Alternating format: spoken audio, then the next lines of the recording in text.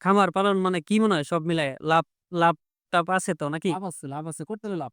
আর মানুষ যে বলে যে খামার পালন করে নিঃস্ব হয়ে গেছে, ধ্বংস হয়ে গেছে, কথাগুলা কি সত্যি নাকি? ধৈর্য সুপ্রিয় খামারি ভাই ও বোনেরা আসসালামু আলাইকুম। আশা রাখছি সবাই খুব ভালো আছেন।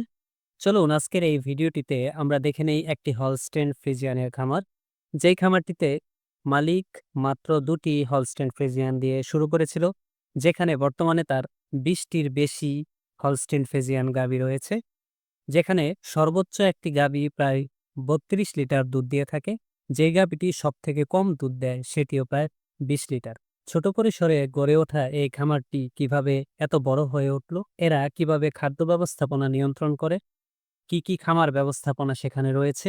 এই খামারের বর্তমান উৎপাদন বিভিন্ন বিষয় নিয়েই আমরা আজকের এই ভিডিওটিতে বিস্তারিত আলোচনা করব। এই ফার্মে বর্তমানে কয়টা গরু আছে? ধরো হচ্ছে ২৫ টা বাচ্চা সহকারে। শুরু করা হয়েছিল কয়টা দিয়ে? ২ টা দিয়ে আছে। ২ টা মানে ২ টা কি গাভীর হয়ে গেছে। গাভী দিয়ে শুরু করা হয়েছিল। ২৫ টার মধ্যে দুধ দেয় কয়টা গরু? কিন্তু হচ্ছে আপাতত ১১ টা।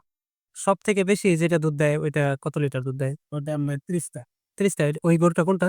ওইটা ওই কালোটা ২ টা। ওই সাদা আর এই মুহূর্তে এটাও দেয়, সাদাটাও ৩০ টা। সুপ্রিয় দর্শক, এই মুহূর্তে যে ২ টি গরু দেখতে পাচ্ছেন, প্রত্যেকটি গরুই কিন্তু ৩০ লিটার করে দুধ দেয়। শেষের গরুটি আজকেই একটি বাচ্চা দিয়েছে। ওই যে সাদাটা দেখা যাচ্ছে। সাদা ৩০ টা, হাতেও ৩০ টা। ও আচ্ছা। আর বাচ্চারা আবার আজকে বীজ দিছি। ওইটার বাচ্চারা আজকে বিয়া দিচ্ছে। বাচ্চারা আজকে বীজ আর আমি যেটার দেখলাম, যেটার ওই যে উলানের একটা উলানের মধ্যে সমস্যা, দিছি। ওইটা কয়টা দুধ দেয়? যেটা ১৯ 18 থেকে ১৯ ১৯ টা। ১৮ ১৯। মানে এর 18-19 এর নিচে তো ওই ২ টা গরু খুব কম নামে। হ্যাঁ, কম দামে ১৮ ১৯ ই হয় বেশি। চিন্তা তাই ভালো। আর এই যে এই হলস্টেইন ফ্রিজিয়ান গুলা এগুলা কতগুলা দুধ দেয়? এটা আপনার ২৫ ২৬। এটাও আপনার ২৫ ২৬। ২৫-২৬ জি। দুধ দেয়। এই ইয়াগুলা হলস্টেইন ফ্রিজিয়ান গুলা সবগুলাই কি আপনাদের খামারেই হইছে না অন্য না, কোনো জায়গা থেকে? এগুলা খামারে হয় নাই। আমাদের এগুলা কিনে আনছে। কোন জায়গা থেকে বেশি কিনে আনছেন? আনছে আপনার টাঙ্গাইল আছে, গাজীপুর আছে, নীলফামারী আছে।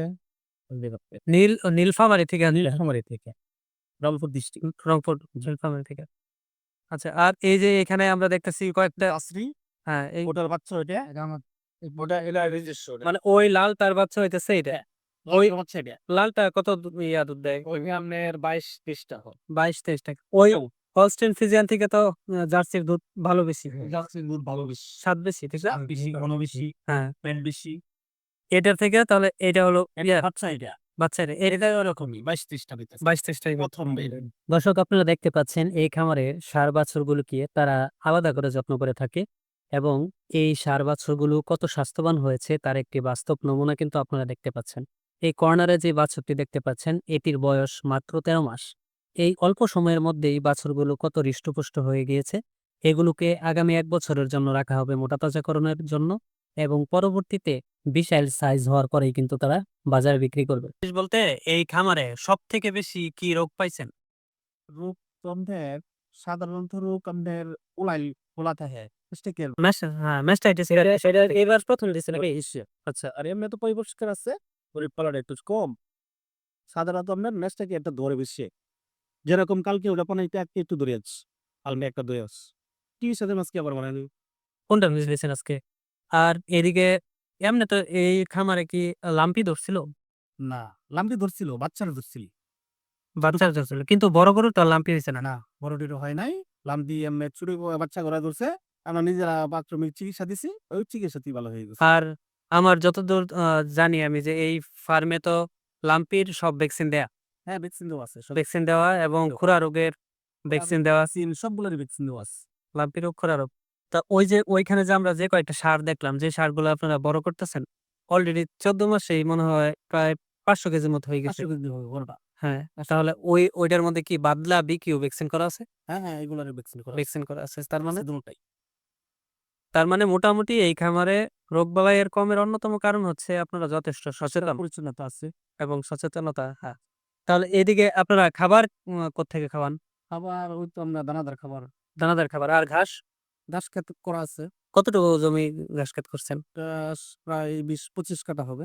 ২০-২৫ কাঠা। আমাদের মানে অনেক দর্শকরা কিন্তু একেক অঞ্চলে আপনার কাঠা একেক রকম। কত শতক তাহলে? শতাংশ হয়ে যাবো ১০০ র উপরে। ১০০ শতকের উপরে। ১০০ শতাংশের উপরে হবে। উপরে হোক।